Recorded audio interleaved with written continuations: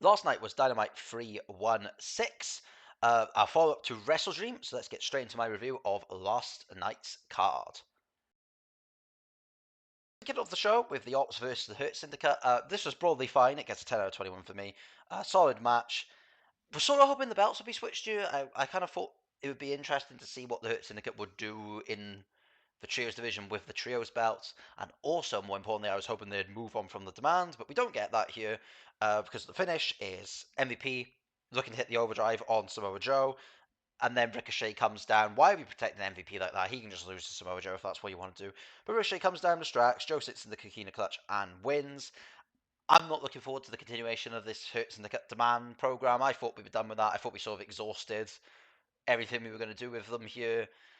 Yeah, I don't get it. I think it's a really weird sort of backwards booking choice, which is an issue that comes up a lot in this episode of Dynamite. I think we retread a lot of stuff to make WrestleDream sort of even more skippable than it already was. I already had a lot of issues with this show, and this show has not helped that in any way, to be perfectly honest.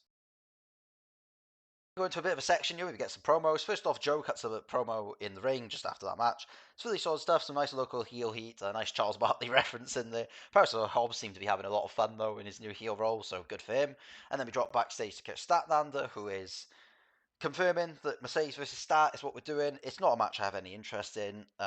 Mercedes at this point is just ruining the women's mid card because we've had this belt tied up to her for 500 days now, and her last significant feuds were Tony Storm for the world title and now Chris Statlander for the world title. So then why haven't we got this belt off of her? Get it on with her or someone. There's so many women through months now who have been doing nothing who could have really dealt with this belt.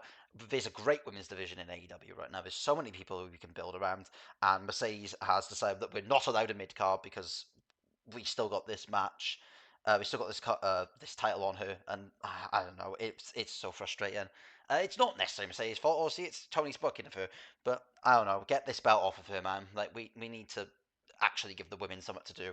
It sucks. But then we get Darby coming out for a promo that really could have been an email. He just comes down and like vaguely threatens John Moxley for a minute and then wanders off.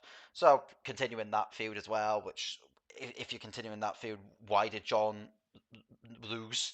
You know, John should have won and built to the big triumphant Derby win, but we've already had the triumphant Derby win in a match that was a bit of a letdown anyway. But I guess now they get to go and do their bloodfest that they wanted to do, that was being built to, and then they had a match in Missouri where they couldn't do any of that for some reason. Why don't you just save it for Full Gear? But there we are. Go into the bunch of women tag. There's your four women here. The concept of this is stupid. Like, why are we getting them to pick them? Because obviously, we're coming into this, we know that you're going to pick someone they feud with, or if that wasn't the case, they just pick someone, and then in storyline, that person they pick is just crap. Like, they're just terrible. Like, why would you book it like that? And also, this is the bad version of multi-woman, well, multi-man tags.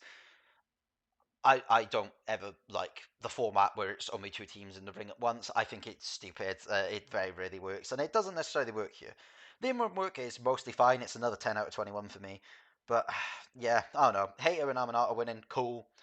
They call it the Triangle of Madness, which to me means Triangle of Madness are probably going to win that match now, and because it's probably tech the stuff, which sure, fine. They're the biggest stars in the match, so them winning, I guess, makes sense. But I don't know. I probably would have given it to Ford and Bane here. I think they looked really good in this match and probably deserve an actual tag team run because they are a real tag team. But, you know, there we are.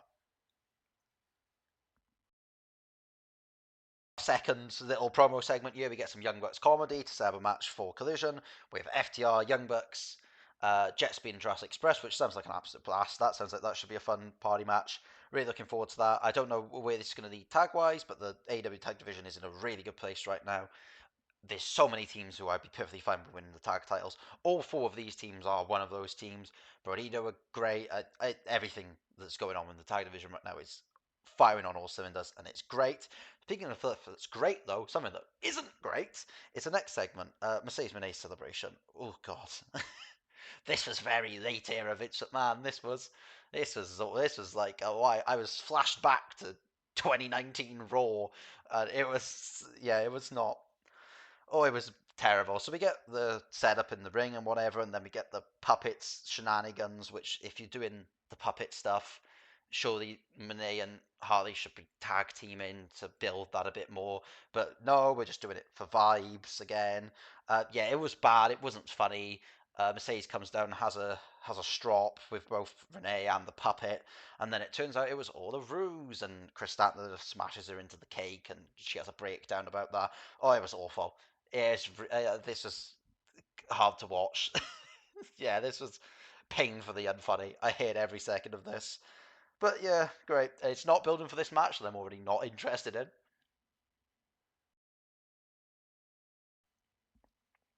And then we get a quick John Moxley pre-record. He's angry. That's basically all this boils down to. It's just to set up Darby stuff. It's good stuff, but not much to push anything forward there. And then we go straight into Kyle O'Reilly versus John Moxley. Really solid match here. I enjoyed the storyline they're trying to get across as John's a bit more out of control, sloppy, panicky. I think it works. I think Kyle does some good job as an underdog babyface here. Finish is nice with John elbowing the referee. I think that's a good character motivation for him. Then all the refs run down. John's DQ'd loss. They set up another loss for him, and then we get the conglomeration lads coming down and stuff to set up for the match between the Death Riders and the conglomeration, which comes on straight after the break. Yeah, good stuff. I enjoyed it. 14 out of 21 for me. Easily the best match of the three so far. So then after the break, we go into Conglomeration versus Death Riders. The exact conglomeration here is Mark Briscoe, Orange Cassidy, and Roderick Strong. God, I've forgot. Sorry, Roderick. I like you a lot as well. And then the Death Riders is Claudio and Daniel and Yuta. The match starts off pretty slow. Takes a while to get going, but then the final 5 minutes and especially the end, and you some really nice stuff. It gets 13 for me. I really enjoyed the back half of this match a lot more. Briscoe grabs the win.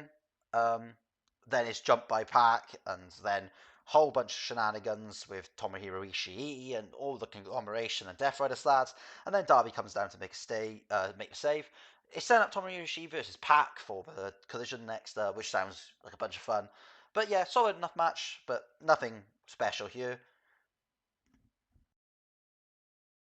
Backstage again with Mercedes crying and whatever, and then Athena comes back.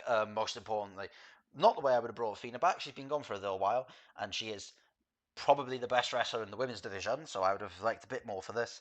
But it seems like we're going to get Athena and Mercedes teaming together, which sure, I guess.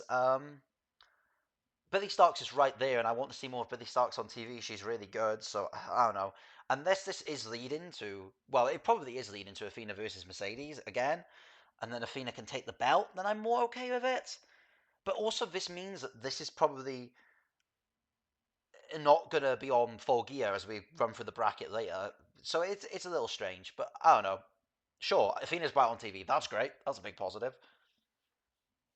Cal Fletcher coming out and is interrupted by Bart Briscoe. So I guess we're just doing this again. Is Tony Khan capable of ending a feud? It's just everything that happened at Wrestle Dream continuing. That's really the theme of this Dynamite. Apparently, it's just we get them all down there. Mark asks for another match, and Don Callis says no. But we all know this is just going to lead to another match again. And yeah, I don't know. Can we just end some feuds? Like any? Get the women's bracket. Yeah, it's cool, but I mean, it feels pretty obvious to me. It's going to be Monet and Athena versus Mina and Tony, which fine, cool, but I don't know. I would have liked something a bit more unpredictable in you. And also, this means because Mercedes and Chris is confirmed for Full Gear, this probably isn't going to be on the pay per view unless Athena and Mercedes blow up at some point, and then somehow that spins into a freeway for the women's title. That could be a way to do it, where we get Mercedes, Athena, and Chris. Possibly that's something that happens. I don't really know. But yeah, this feels a little predictable right now, so I hope we get something a little bit surprising in the actual bracket itself. And then we close out with Okada and Bandito. Yeah, this is a great TV main event. Okada's doing his best work he's done in AEW so far, and Bandito's Wrestler of the Year.